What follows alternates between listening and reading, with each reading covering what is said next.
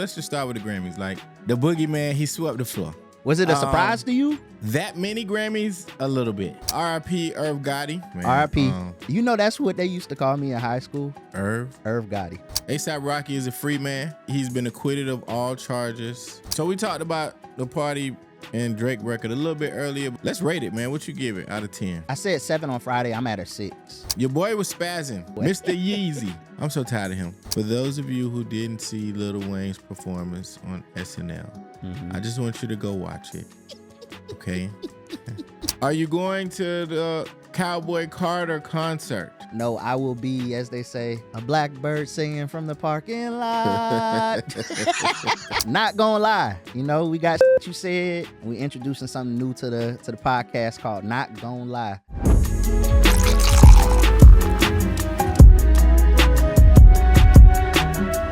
What's up, people? It's your boy way more fly than you. This is Audio Dope Podcast, coming to you live, episode 5. Five. It looks different, you know, because Teddy's a superstar, and we had to figure it out on the slide. You know what I'm saying? So you know, he's since embarked on new ventures. So we testing out this virtual thing. So we're gonna see how it works. So hopefully, you know, the quality and the audio is still how it should be. Moral of the story is we not finna let up on y'all motherfuckers, man. There we go. That's moral of the story, you know. Different state, same situation. It's all for good, sure, man. So how has the transition been so far, man? How's it going? So far the transition's been great, man. You know, I've got accustomed to, like, you know, everything around me, and work's dope. And you know, just taking it a day at a time, man. You know, everybody that kind of know me know I've been trying to move this way for some time now, and for sure. Yep. So now I'm here and just, you know, taking it a day at a time, getting accustomed to it. So, you know. I see you on TikTok. You be moving around. TikTok, you know, nigga conditioning his hair now. All kind of shit going on, man. He's a different guy now. Nah, but fuck with me on TikTok for sure, man. I can't even believe that I'm saying TikTok that. For sure. I used to hate on TikTok, but here we are, man. Yeah, fuck with me on TikTok. Well, nigga turned 40, man. So I'm 40 years old. I had a dope 40th birthday. I was out the country. I went to the Dominican Republic. I seen. Yeah, that was different. That was an experience that I can honestly say I had a great time. That's what's up. Met some great people. I met a lot of people from Florida. Oddly enough, I met a couple dudes from West Palm that moved over to Santiago and Santo Domingo. So they like retired, moved over there. Said that rent dirt cheap. I think he was saying, he said he paid maybe $650 a month. Bro, that rent ain't hitting on nothing over there. Yeah. And, you know, not even to get into, like, the whole, you know, political soapbox and shit, but, like, man, you know, people trying to dip because I don't know what the hell going on over here. And as many times as I've been to the DR, like, it's shown me nothing but love and everything that you're saying as far as, like, the pricing and whatnot. Like, yeah. When I first touched down, the exchange rate, it was $1 to 66 pesos.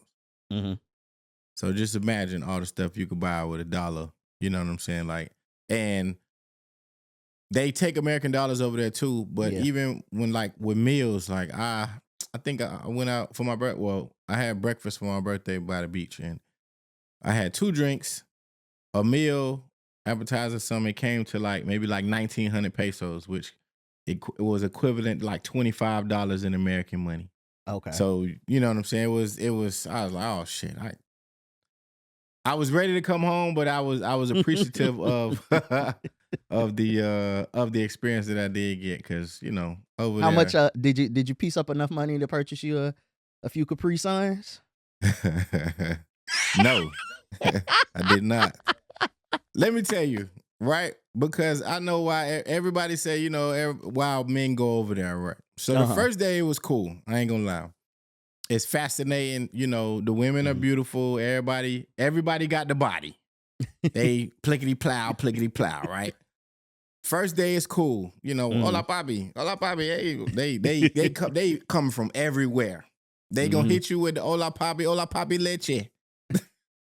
Yeah, leche. I never. Oh man, that is the DR. Papi, let me leche. Hey, listen, man, I heard that shit every fucking 5 minutes, and I was like, okay, that shit was cool for the first day, but then after that, it's like I kind of wanted to have a normal conversation with like a woman or just people. You know what I'm saying? I don't want to talk to you for a few minutes and then you tell me it's $60 for an hour. Like, no, I don't. I'm cool, bro. You know what I'm saying? But again, I had a great experience. You know what I'm saying? Food was good. I just kicked it, man. I was ready to come back to the States for sure. That's what's up, man. But yeah, what we got? New dope, man. What you bumping now?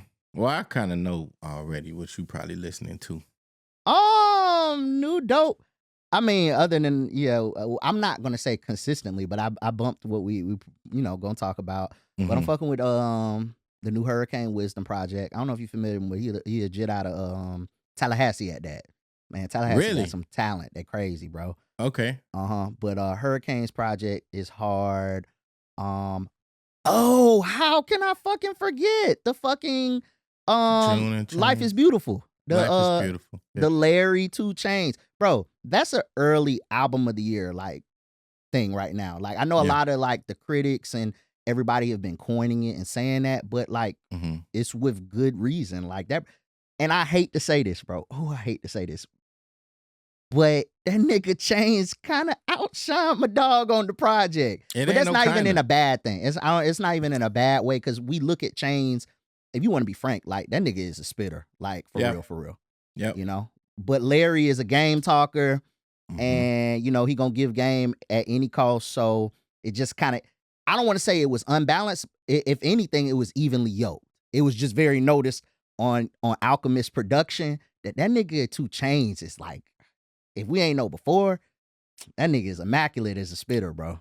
I have consistently given 2 Chainz his praise and just due for being one of the premier lyricists in the game. Not just, and I know we like to categorize, Southern rappers. Nah, that nigga, he can rap alongside the best of them.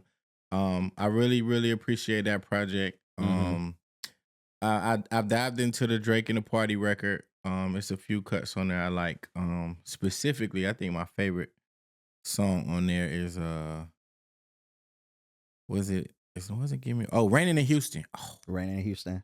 Raining in Houston is a record. I love that record. And then shout out to my homie D-Mac too, man. D-Mac out of Miami, he released I Remember Everything. It's a short EP project. I think it's like 7 songs on there. Okay. But he got some nice records on there too. Like I've been listening to that consistently as well. Definitely gotta tap in. Yeah. So but yeah, that's what I'm listening to now, man. It's a lot we gotta get to, bro. Yep. Of course, the Grammys, Super Bowl recap. Well, the Grammys, let's just start with the Grammys. Like, we already know, the boogeyman, he swept the floor. I mean, swept it. Swept the floor. Was it a surprise to you or no?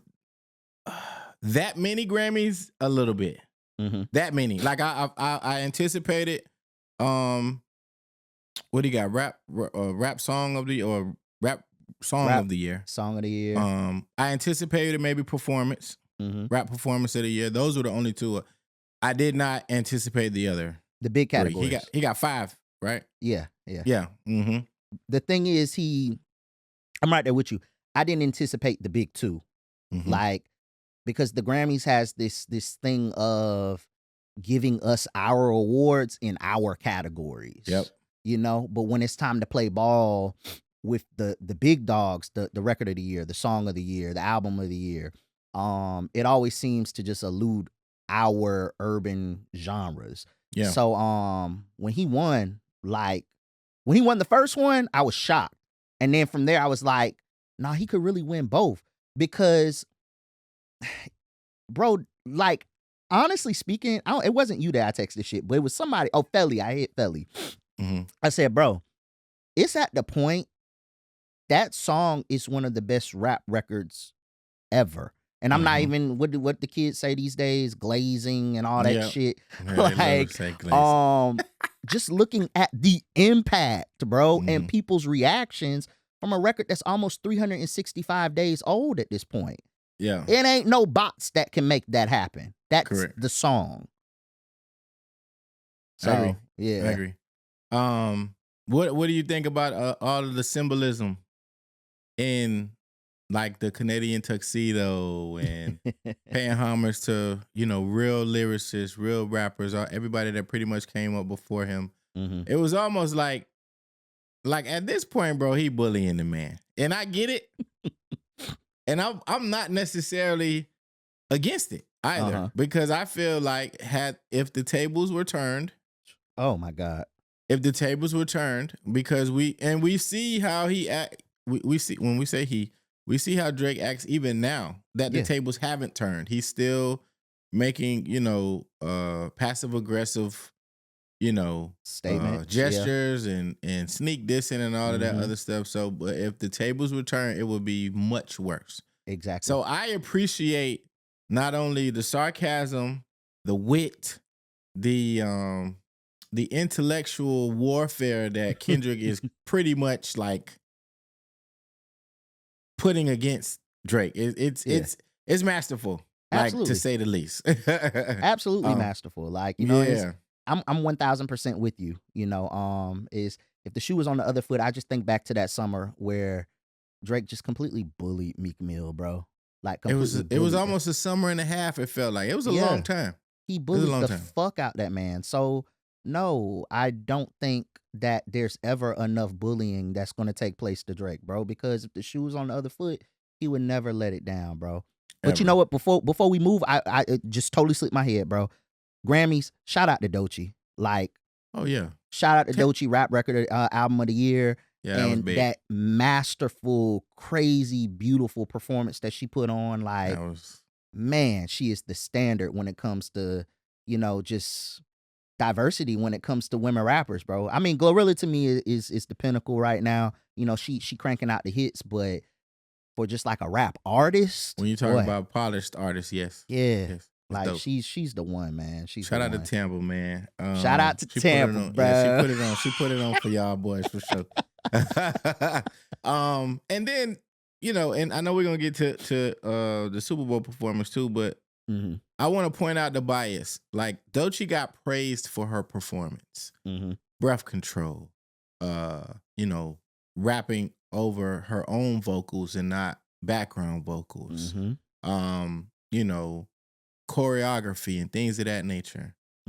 But when we get to the Super Bowl performance, all of the things that Doechii got praised for, Doc got criticized for. Oh, now people care about breath control. Yes, people have always cared about breath control in the performance. Yes, we have. People have always cared about choreography. And I watched this man perform it was like 14 minutes. He ran. He jumped. Yeah. He changed clothes. Yeah. He he did certain dances. He was on stairs. Never forgot a lyric. Never stumbled over any of his words. It was, and then even the stage presence of him just as an artist and everything that was going on around him, bro. Like, I just don't see how people didn't appreciate a performance of such. So. I think people not used to certain things like they used to.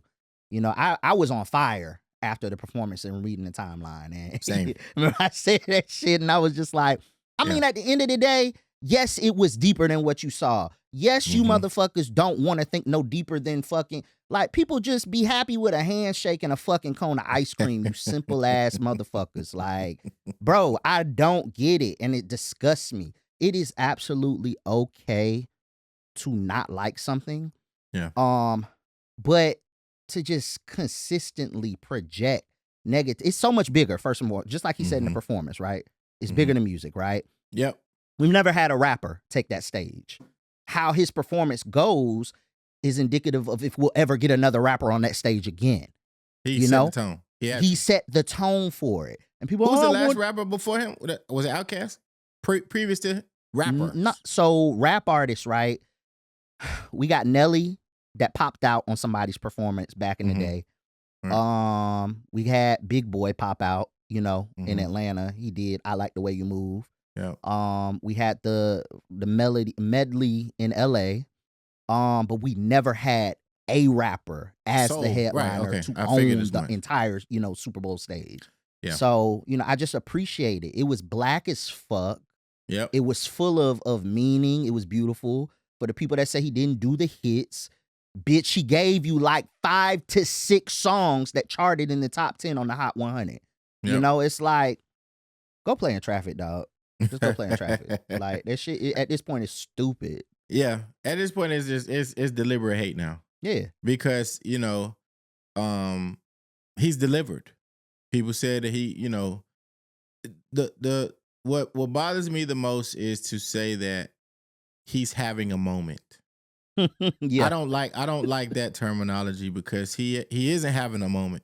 He's having a career. Yes. He's consistently, at least every 1 to 2 years, he's given us a hit record. Yeah. At least 1 to 2 years. He's either delivered a hit record or has been featured on a hit record since his inception. Correct. So to minimize this run as a moment is that I think that's disrespectful. It's completely. Of course, people, you know, the owlets of the world. The owlets. The owlets of the world, man, they definitely gonna downplay it, man. R.I.P. Irv Gotti. Gotti. Irv Gotti passed, man. R.I.P. I'll start this shit with something funny. You know that's what they used to call me in high school? Irv Gotti. Why did they call you Irv? Because for some reason, I guess I'm supposed to resemble every husky red nigga that's ever breathed. It started with Irv Gotti. Freshman year in college, that's where the name Timbo came from. If you ain't never know, because niggas thought I looked like Timberland. Fucking what? The Dream. Like, bro, like every husky red nigga that ever breathed, oh, you kind of look like him. No, I kind of fucking don't. You don't. No, I'm sorry. I can't. I'm gonna shoot you some bad. No, I can't get with Irv. I can't get with The Dream. No, I don't. Maybe it's because you got more hair now. I don't know. Maybe I got to see earlier pictures. I had a low boy like Irv. I had a low boy like Irv. So I used to get, when I had a low boy, no facial hair, and I'll show you the pictures. I got Usher, and I got Roy Jones Jr. Roy Jones. I used to get Roy Jones a lot. I used to get Usher all through, literally. And my aunt still, to this day, my aunt and grandma, God rest her soul, before she passed, called. That's what Usher. What Usher? Is Usher coming? I swear, bro. And this is a true story. I kid you not. You can ask, on my life, you can ask Bo Weezy, the crowd pleaser. He was with me when this happened. This was 2000, I want to say it was 5 or 6. We attended Atlanta Classic. This was around the time when Club 112 was still jumping. If you ATLians remember Club 112. We were in the club, and this one, Money Mayweather was Pretty Boy Floyd. This is pre-Money Mayweather. He was on the dance floor with us. He had 2 security guards, and he mistaken me for Usher. On my kid's soul. And if you ain't wrong with that for the rest of your days. If Bo listened to this, I'm gonna chop this up, and he can vouch that this happened because he was standing right next to me. And we milked it. We wrote it out because at that point in time, shit, what you finna tell me? I'm talking to Money. I'm talking to Pretty Boy Floyd. Like, he think I'm Usher. We having a great time. You know what I'm saying? So that's a little funny story. But R.I.P. Irv, man. How you feel about the whole back and forth with him? And I know this is a segment about his passing, and the broader subject too is just black men taking care of their health. Absolutely, right? Because absolutely. I also saw it was a clip of all the black men that passed away from whether it was terminal disease or some form of ailment.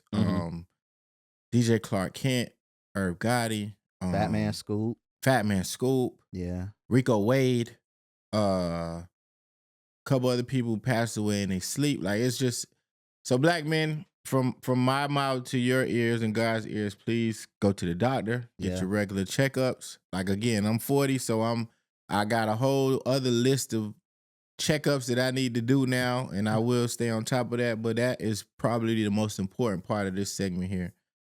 Just take care of yourself so you can be here for your family and your loved ones. Yeah, absolutely. But I don't like how they're kind of stomping on his death.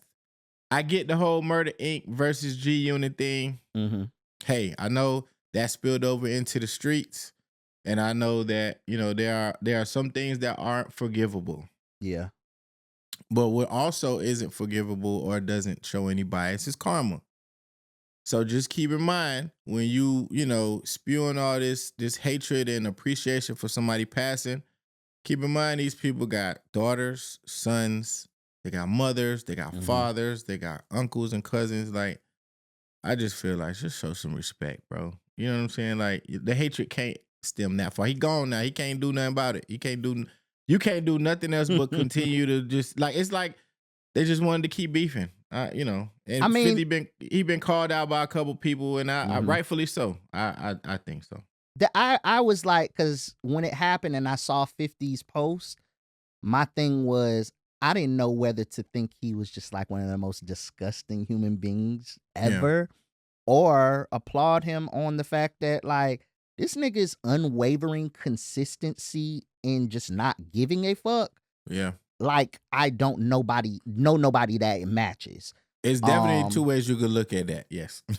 That's how I just see it. I know a few people that I said that to, they were like, you got to remember at the end of the day, like, this nigga Irv tried. Because in my head, I really only synonymized 50 with Ja. I didn't think deeper than that.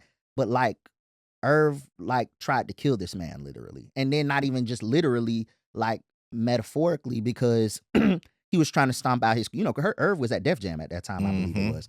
So he was trying to stomp out anything 50 had going, career-wise too. So, not saying that it's, we could pacify it and it's warranted, the hate from 50's end, but I could see, where things are just, where as they say, it's up, it's stuck, it's for life. Like, I guess I get it, but it doesn't overshadow the fact, like you said, Irv is one of the brightest, best, most talented music executives that's ever, walked this earth, man. Career-wise, exceptional.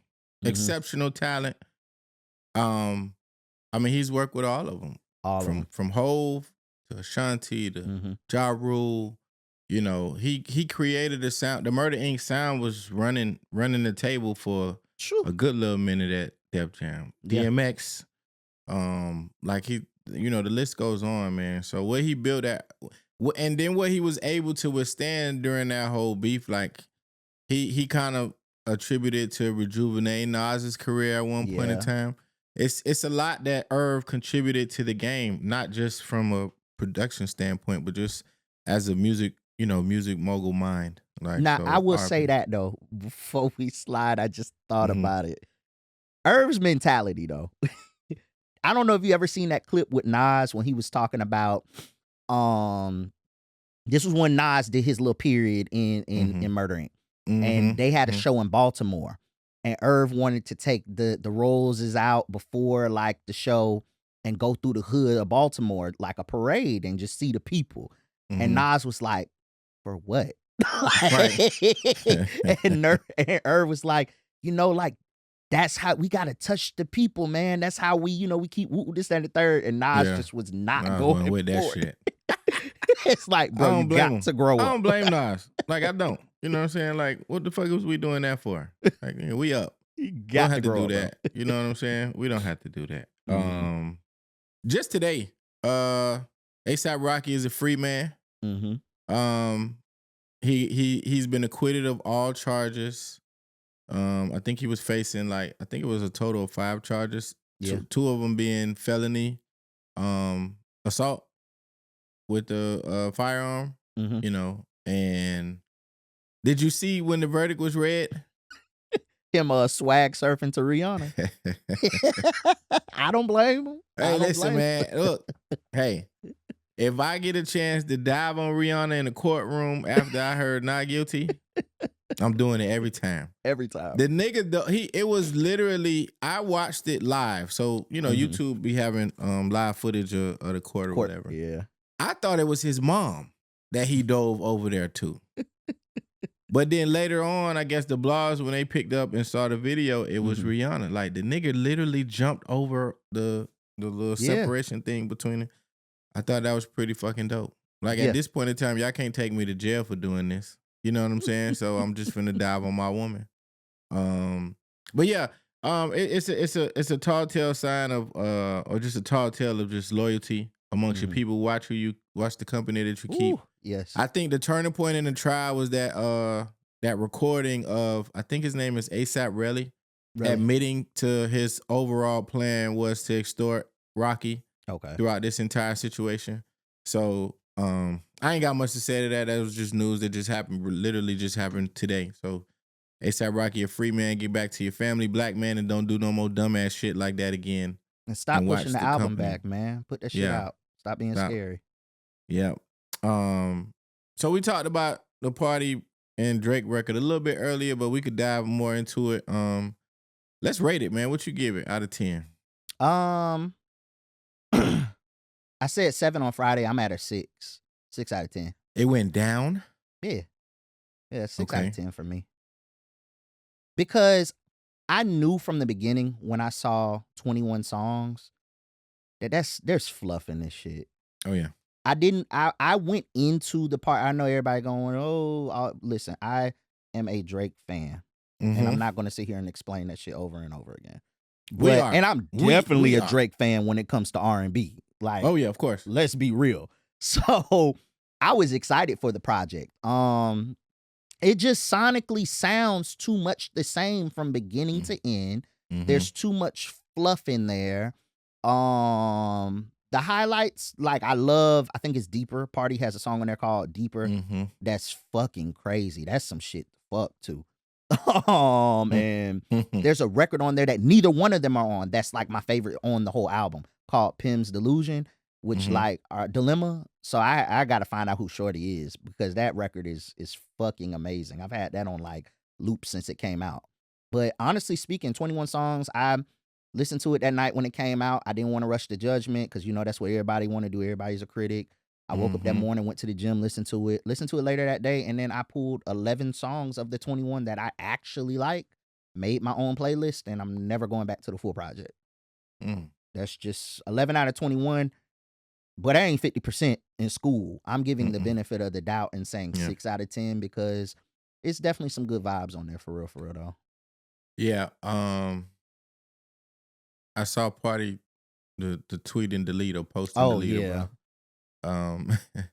It's an album for fucking, so go get you some bitches. That's some shit I would say. And I get it. I would definitely want to see more subject matter, even in the R&B space. Like, it's kind of like the same thing over and over each track. The production does kind of flow from one track to the next, so it do sound like maybe like it's a long ass song. I would want to see more big name producers for a record of that magnitude for me. And I don't know the status of Drake and other, super producers, or maybe they just wanted to kind of keep it. They wanted to make a Toronto sound. Yeah, that's what I was getting ready to say, the Toronto sounding album. But I also think when you go out and you get a diverse group of producers, they can create that sound just as well as the people that are from that pretty much ilk. I thought it was too long. I don't like long projects. None of us do, bro. Yeah, give me 11 at the most. Give me 10 at the most. You know what I'm saying? 10 at the most. Like, I think even with the June and Change project, I think they shit long. No, I feel like that shit was like 11, 12 songs. Hold on. It's short. Yeah, you're right. It's short. My fault. Yeah. It's 11. Yeah, keep it 11, 12 piece. Like, you know what I'm saying? 15 too long for me. Yeah. So, I'm at the 13 ballpark. Like, I feel like anything past that, like, we doing too much, bro. I need to be able to play it in like a standard Atlanta ride. So that's 30 minutes, 35 minutes, wherever you're going, depending on what side of town you're on. So I give it it's a 6.5 to 7 out of 10 for me. I still like the vibes that they both bring together. I think that they do make great music together. Yeah. They could have even chopped this down and just made a volume 1. And then came with a volume 2 later on in the year. Mm-hmm. Because I mean, the people are eating it up. I think it's scheduled to clear maybe 250 plus. Yeah, I saw 250 first week, I think. Definitely So, number 1. Yeah, that's pretty strong. You know what I'm saying? I 7 out of 10 for me. I don't. Strong is a bit exorbitant. Yeah. For Drake. I'm not here to rain on the parade or shit on a nigga party. Right. Because I seen academics. I don't even want to mention that nigga fatback nigga name on this podcast no more. But anyways, I seen making all kinds of excuses for the sale of 250, bro, and that just ain't it. Now I'm not a salesperson when it comes to that conversation, because I'm about quality. You know, I'm sure that the Chains and June project ain't finna scratch maybe 15, 20,000 first week. But you ain't gonna tell me that shit don't got more replay value than the Drake project. So it's quality over quality over quantity. But 250 for Drake, nah. And Party. And Party.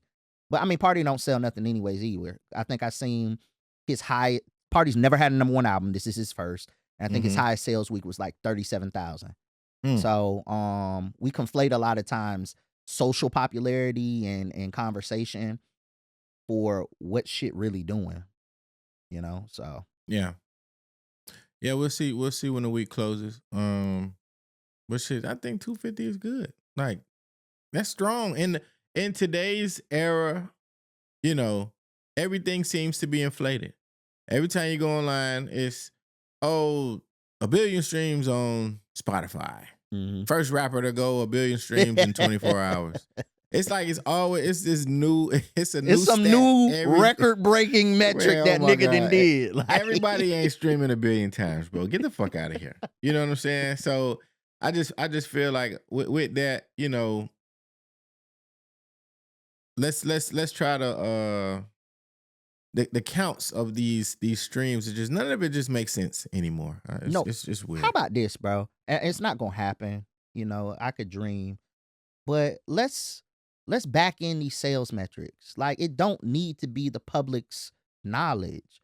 Like, why are we debating if a project is good or not based on what somebody sold? Like, nigga, you have to clock in and go to work just like me tomorrow.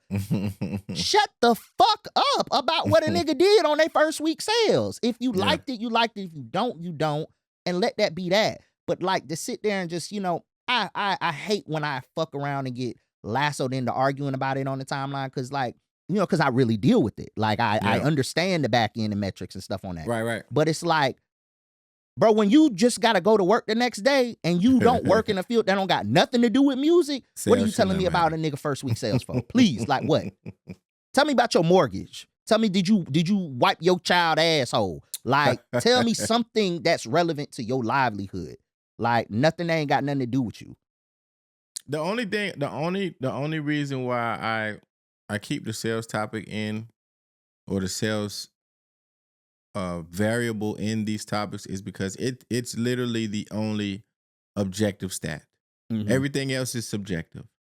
So we can sit here and debate all day long about who sold what or whatever, but you got to keep in mind, some artists are major, some artists are independent, some artists have the machine behind them, some artists is doing it with the help of their own team.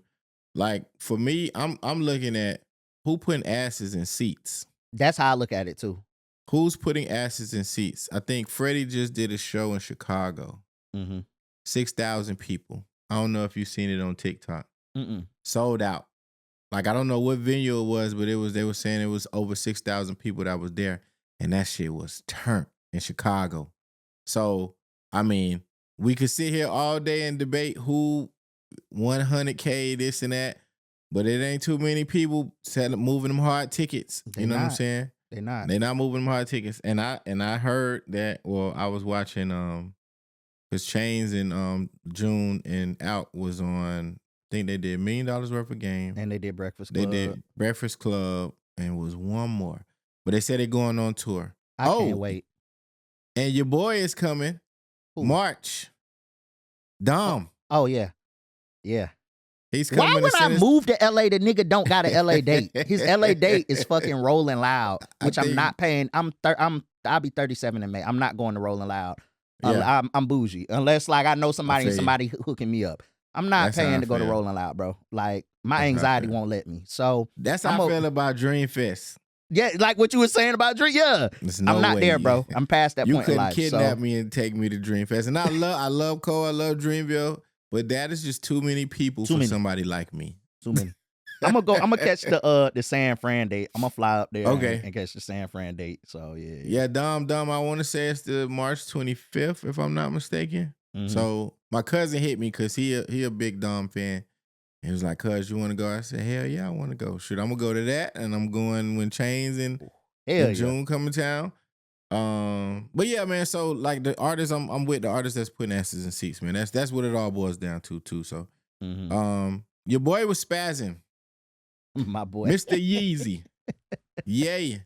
I'm so tired of him. I'm tired of him too, bro. Oh my god, tired of him too. Like, it's because at this point in time, a lot of people love to say, "Oh, he's a genius. He's just misunderstood."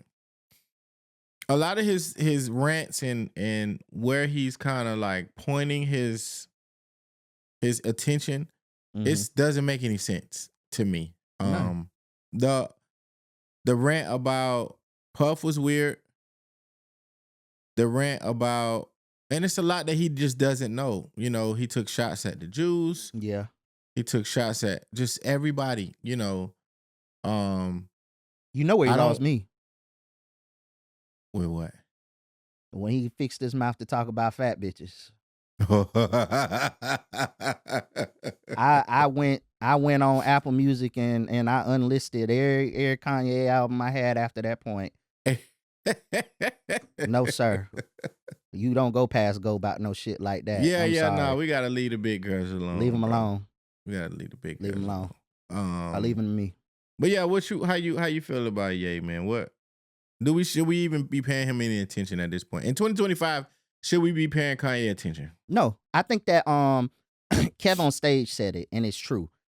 I'm so proud that a majority of my timeline, at least, I don't know about if you've seen it on yours, but we kind of treated like that Kanye rant, because he was ranting from just before the Grammys to the Super Bowl, post the Super Bowl. And we kind of treat Kanye like that drunk uncle or that wino outside the fucking liquor store that's just like talking and it's just like white noise. It's like, all right, bro. Like, and I never thought I'd see a point that Kanye would get to. He's the all right, nigga, like person. Like, you know, he was a nigga hero in high school, bro. I had the Louis backpack. It was a knockoff, but I had the Louis backpack, the Louis wallet. I did too. The pop collar, like. I ain't never do the collar. I definitely had a fake Louis bag though. Did you do what I had the Bobby V belt buckle? Nah, I ain't never do the belt thick buckles. Ass like Cowboy John. I never could get with the belt. Where it would tuck the shirt over the buckle. Couldn't do it. Now I did play the phone case. Oh, the phone case with the shirts. I did do that. I did do that. I did the polos. You know, polos and Forces, polos and Jordans, polos and Air Maxes. I know Kanye wasn't really doing the Air Maxes, playing the Air Maxes like that, but a lot of his, some of his swag for sure. I think he introduced. No, he didn't. I can't say he introduced cargo shorts, but polos and cargo shorts. Or cargo pants. He was doing. He was doing that.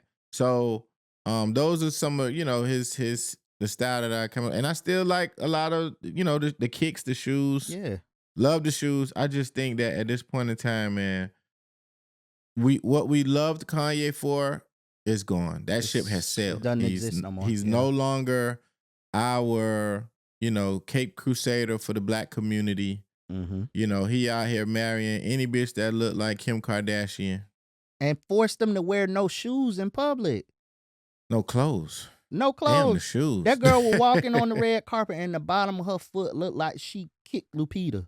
I did see that. That's I funny. said, what is That's going funny. on? I was like, this, and this who you, I was going to say, and this who you going home and laying up with, but I sincerely don't think, I feel like that's just a product, that's a ploy. They not fucking, they not in love, they not know nothing. Like, it's just some sick publicity stunt. And like you said, I'm not giving him the benefit of the doubt of being a genius. And I'm not even here to give him a grace on being autistic, like, he is intentionally fucking acting the way he does. And I'm glad it just seems like as a people, we have just kind of, all right, bro. Didn't Kim admit to him being bipolar? So we're not gonna give him bipolar either? No, I'm not. I mean, they say, it's giving like he's having manic episodes and whatnot. Mm-hmm. And that could very well be the case, but bro, like a swastika on a t-shirt? Yeah, you tripping. Like, bro, that you like big, like it's he lost me. He lost me trying to bring Sean John back. That's so let's just stop there. Okay. And this don't got nothing to do with Puff. Okay. That Sean John ship has sailed. Okay. Just leave it where it's at. And it wasn't even no like innovative collab with Yeezy and Sean John. It was literally the Sean John shirts that used to be in Macy's. That used to be in Macy's with the Sean John and cursive across the chest. Yep. Yeezy, what are we doing? Okay. If that's the case, we might as well bring back Baby Fat. Carl Kanai. Iniche. We might as well bring back Jabot. Hell, Vocal. Bring Vocal back, bro. Bring back Vocal, bro. Hey, let me tell you something. Vocal had a very quiet 4 months where they was kicking out some heat. Yep. Okay. Who else had a fucking clothing line? I don't know if you remember Bushy. Busta Rhymes. No, I definitely remember that. Yeah, Busta Rhymes stuck his foot in the fashion game. I think it was Bushy. Busta Rhymes, Outkast had clothes. Outkast, I had Outkast, John. You know what I'm saying? I had the Birdman look. This was jean, jacket, pants, matching set era. Yeah, absolutely. So, yeah, man. Like, Kanye need to sit the fuck down. He really do. Like, I'm really sick and tired of him. So, of course, there was a lot of noise surrounding, the whole Dot versus Wayne performing why Wayne deserved the opportunity to perform at the Super Bowl. For those of you who didn't see Lil Wayne's performance on SNL, I just want you to go watch it. Okay? Now, again, this podcast thoroughly supports Dwayne Michael Carter Jr. Absolutely. As a rapper, as an artist, as a rock star, as one of the great talents of our generation. Okay? Me personally, I have SQ 1 through 5 on cassette tape. This is how much of a Wayne fan that I was. They didn't even sell cassette tapes. I took the CD and I copied it to cassettes because the car that I was given to drive didn't have a CD player. This is where my nostalgia originates for Lil Wayne, okay? So nobody can tell me about Lil Wayne. However, that SNL performance was horrendous. It was terrible, okay? And I think, and I was talking to somebody on the timeline when I said this. I think Wayne, the only thing he's missing is the dedication to rehearse. If he put dedication into rehearsing as much as he does to coming up with creative lines and how much of a studio rat that he is, actually taking that same initiative and drive to work on his live show, he would be one of the greatest performers of all time. I really do think that. But you could tell he don't rehearse.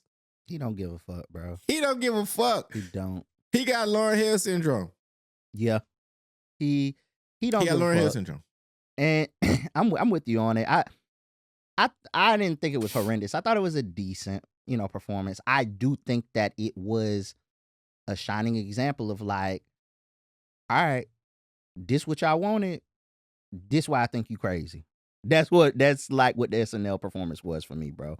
Like, he got hit records. Y'all love the hit records. We love the hit records. But that stage was about 10 feet big, bro. Mm-hmm. Kendrick worked a whole fucking football field. Yeah. Whole fucking football field. So it's a difference, bro. It's just a difference. I remember shout out to Paris. She on the timeline like, well, y'all said Wayne couldn't remember his lyrics. Here you go. Mm-hmm. It ain't that hard to remember lyrics to 3-4 songs. And you ain't got no coordination to remember. You know, you ain't got to move more than 5 feet to the left, 5 feet to the right. You know, you barely jumping because you don't want the last little dread you got left falling out. Like, you ain't got much to do. So, Right. nah. Like, it just was a shining example of he's unfit for that stage. That doesn't mean that we don't love him. We don't think he's one of the greatest to ever do it. He's deserving of any and every accolade, but it's a difference. It's just a clear-cut difference when we're talking about performance. So when I look at performing, well, when I looked at that specific performance, he was off key.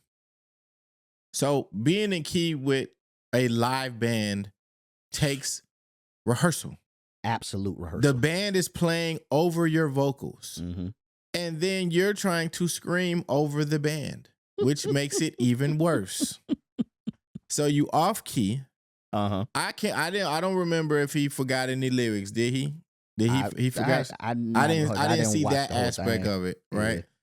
Yeah. I seen when he did Lollipop. I seen when he did 6 foot, 7 foot, and it was, I seen half of the whatever the other one was. So you're off key, you're running back and forth. So now you're yelling over the band. And then it just does, you don't sound like y'all have ever, that sound like this y'all first time ever playing with one another. Which it more than likely was. Right. And then, so you take that performance and then you look at, like, we can go on and on. You look at, like, you know who performed good with a symphony? Bossman D-Lo. Oh, D-Lo. Oh, yeah. That was press actually piece, really good. He sound really, but you know what that is? That's practice. That's it. That's practice. And really, all you have to do is take a day before your performance or something. Just go to rehearsal, bro. That's all we asking you to do. Yeah. We don't ask you to do nothing else. Bossman D-Lo sound really good. Really good. If he comes with us, I may pay some money to go see that for sure. That would be hard. You know what I'm saying? I was impressed with that performance, and even though it wasn't very, very long, but that's the type of performance that I'm looking for, especially from somebody who is a superstar as Lil Wayne. Yeah. So, you know, the Locks would never. Okay. Ever. Kendrick would never. Like, ever. I've seen other people perform that just Busta Rhymes. Yeah. Missy Elliott. Now we naming people that are around his age range, his peers that would never. These are do legacy. That. We talking legacy acts. Legacy acts that would never do that. Never. So. Look, Dwayne Michael Carter Jr., please get it together, because I don't want to sound like I hate you, because I don't. You are one of my favorite rappers of all time. I know Keisha word for word. Okay? I know Keisha word for word. I do. I know Jump Jiggy word for word on Lights Out album. Word for word. These are songs that are near and dear to my heart, and I want you to continue to be that artist for me. So just please work on your live show, Lil Wayne. Thank you. Are you going to the Cowboy Carter concert? No, I will be, as they say, a blackbird singing from the parking lot. Hey, whoever came up with that shit has me dying. I wasn't going to no Beyonce concert in the first place, so yeah, that went for to happen.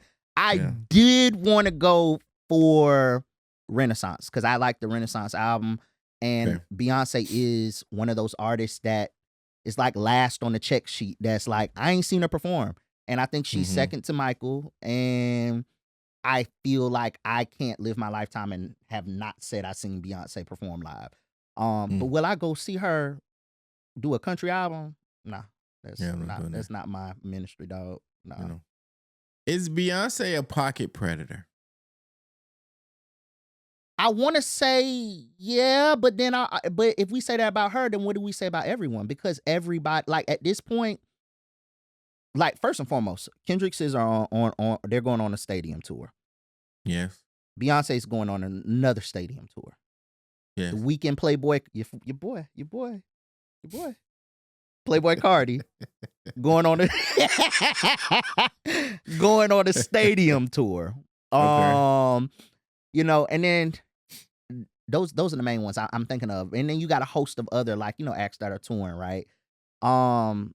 It's just getting out of hand, the cost for tickets. Like, the conversation rolls into just like political based conversations, you know, price gouging, fucking inflation. It's just so many things that go into this conversation. And I just sit back. You probably the same way. I sit back and look at the timeline and see our beautiful black queens, the last piece of their hair falling out their scalp, trying to get a ticket to that Beyonce concert. Like, listen, it's terrible, dog. I can't see. I paid $375 for Usher. That was in Vegas, and it was the last show. I think I could see myself paying at most $500 for any like person. Oh no, it ain't any person. It got to be Jay-Z. That's it. I would have paid $5 for Pac. If Pac was still living, I would have paid $5 for Pac.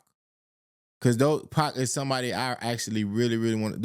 His House of Blues show is what constantly that pops up in my YouTube algorithm every now and then. That House of Blues show is a show that I would have loved to go to. And if I was of age and had some paper in my pocket, I would have paid some money to see Pac. But Hov could get $500 out of me. That's the only other rapper that I haven't seen that I would love to see go on tour or see somewhere. You know, even if he just do a spot date or something like that. I would have loved to go to the B-sides. I'd have paid $5 for the B-side. Yeah, I saw him at Magna Carta Holy Grail. That's when I seen him. That tour. But I would have preferred to have seen him like on a B-sides tour. Yeah. But no, I can't, you know, and the reason why I say pocket predator is because it seemed like B always released tickets around that first of the year. Tax season.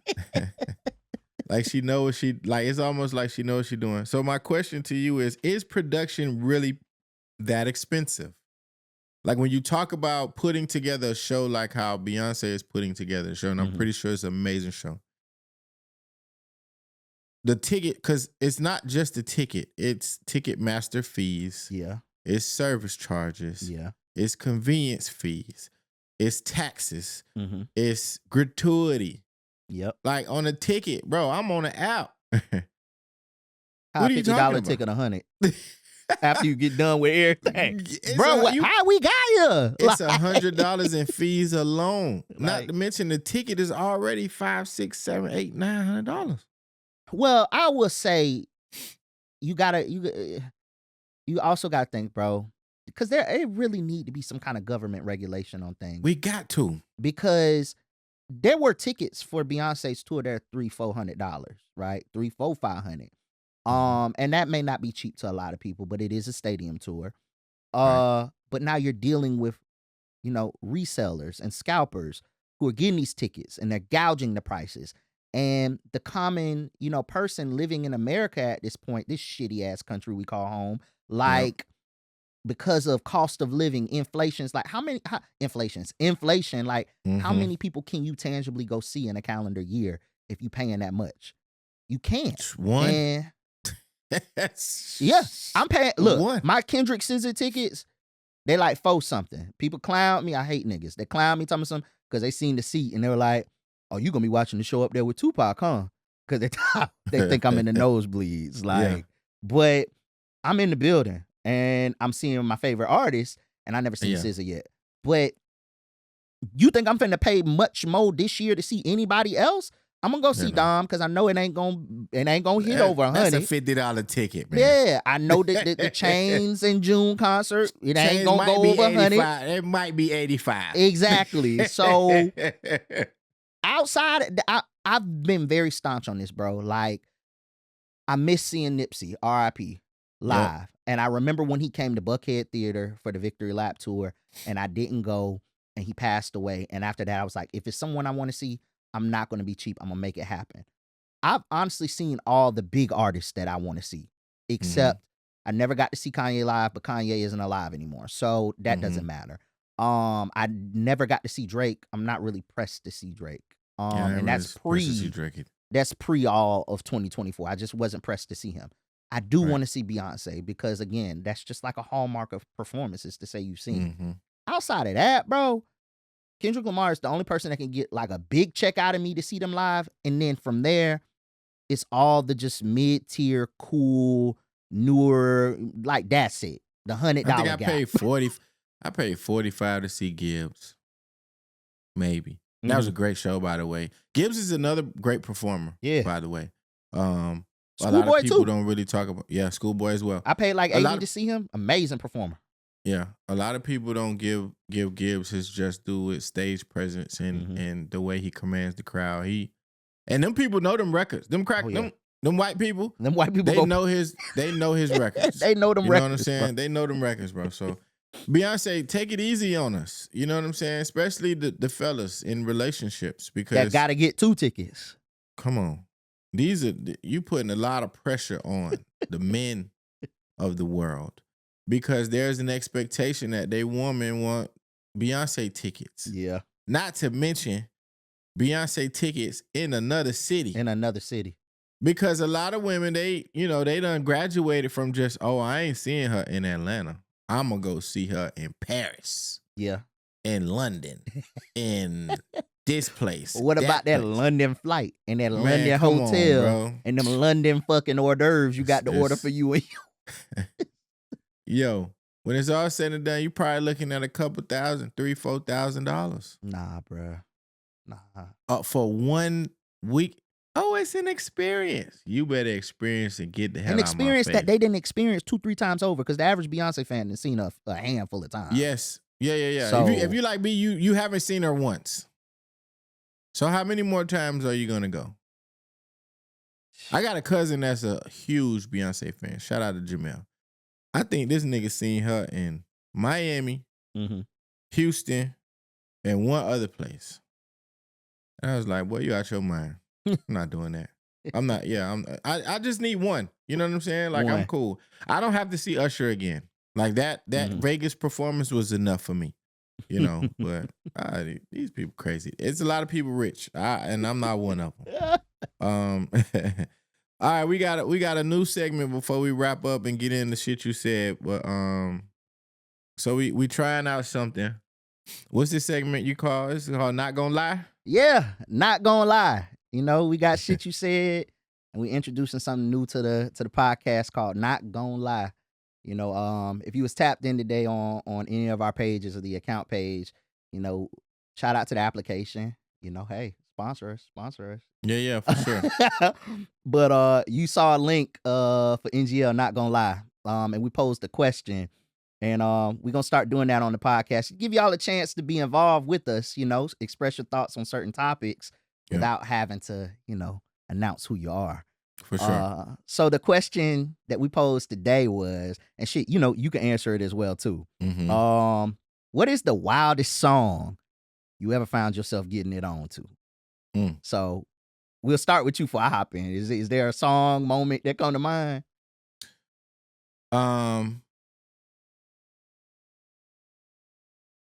So oddly enough, I'm not a play music before I have sex person. Whatever is on TV, that's what we fucking do.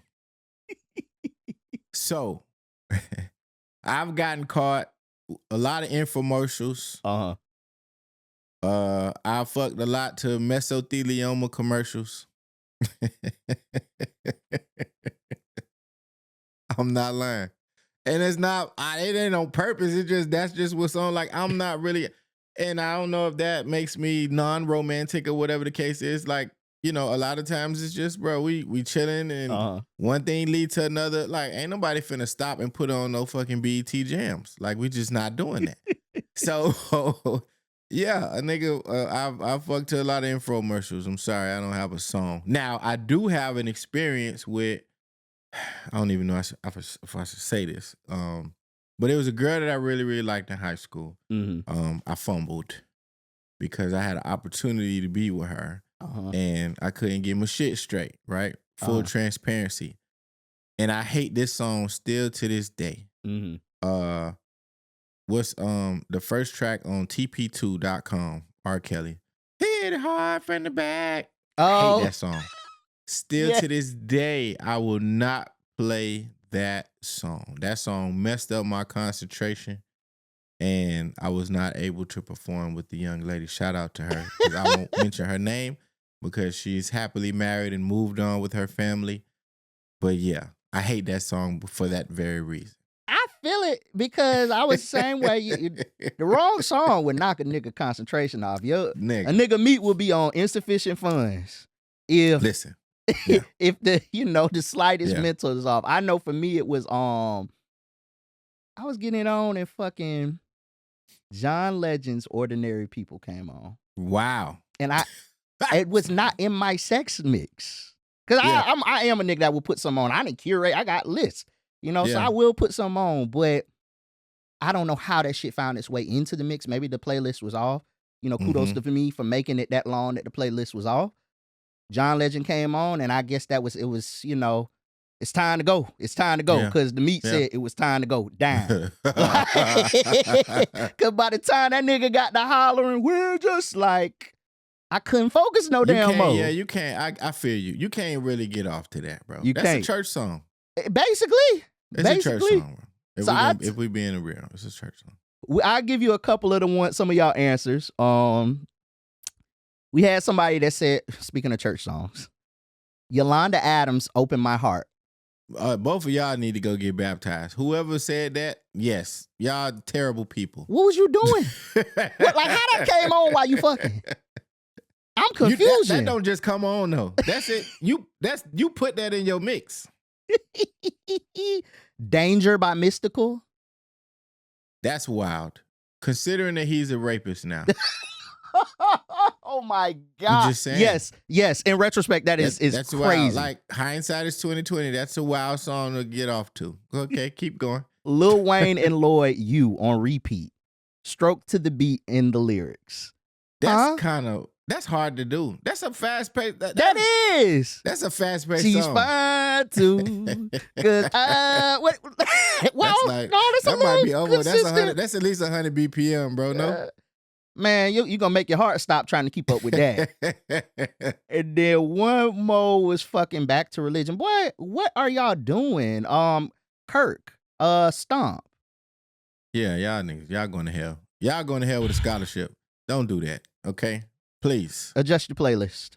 And you know what's embarrassing too for me in this topic? I was surrounded by DJs.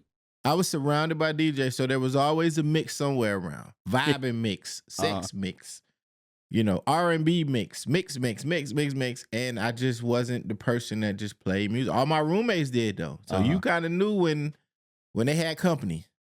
Cause niggas either had your boom box at two places. It was either on the floor or it was on like a bookshelf or something like that. And niggas had 6 disc, 8 disc CD changers, and they just had shit loaded up. I just wasn't. You wasn't that guy. I wasn't that guy, man. I just wasn't. Shout out to the people that I like this not gonna lie stuff. Like we gonna come with more topics. That was actually funny. That was funny. Yeah, man, we're gonna wrap up, man, with shit you said. I got mine loaded up.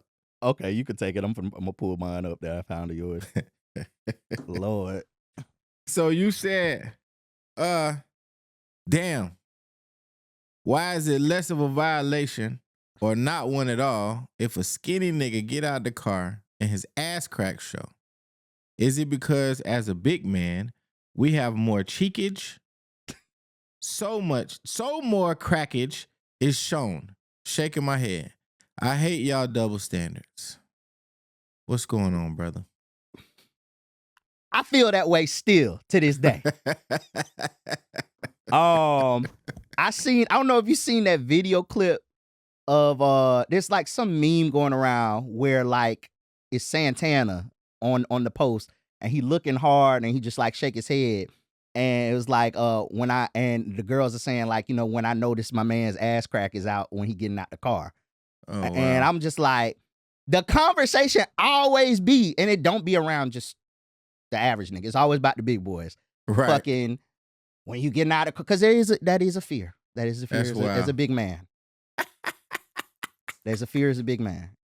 And I know you all can relate that are tapped in.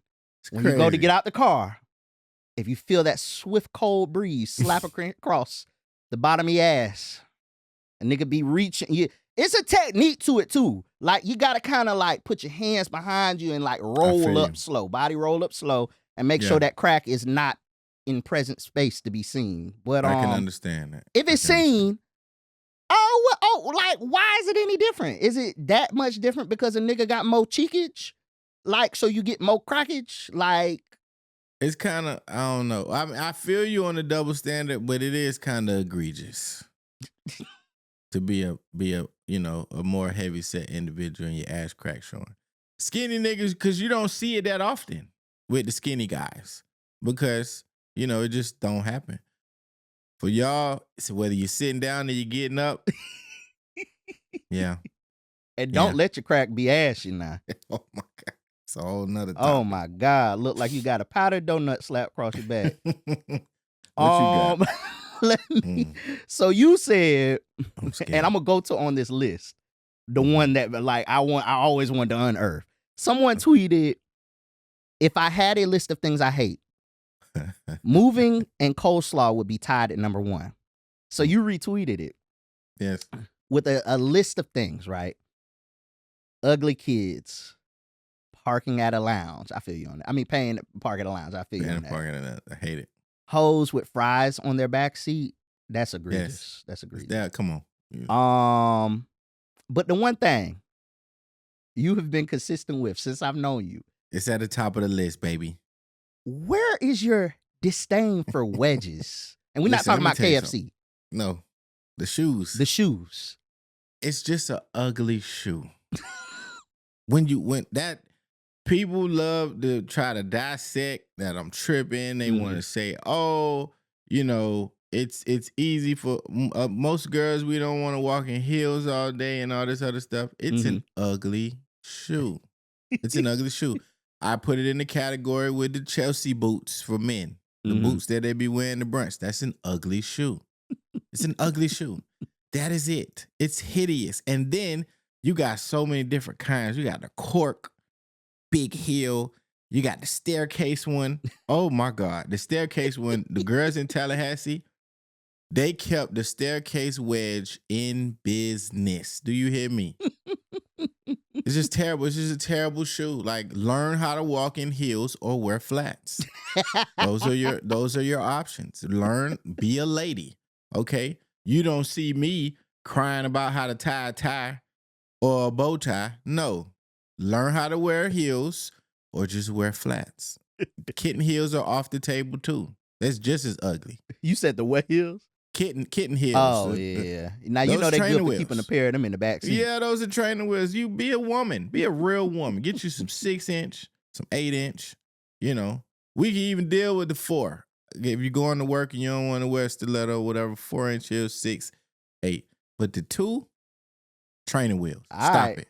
All this energy good until she fucked around and roll her ankle. And next thing you know, trying to be sexy. That sounds like a her problem. And she laid on the pavement. Now you got to goddamn take care of her goddamn heels. Yeah, man. But shout out to y'all, man. Thank y'all so much for listening to us, man. This was episode 5, man. Audio Dope Podcast. We're gonna keep it coming, man. We tested it out. The not the live stream, but the virtual stream. Audio quality was there, video quality was there, man. So we just gonna, it's an effort to make and continue to be consistent. So thank y'all for y'all support and rocking with us, man. I'm your boy, way more fly than you. It's your boy Teddy. Appreciate y'all rocking with us as always, man. Peace.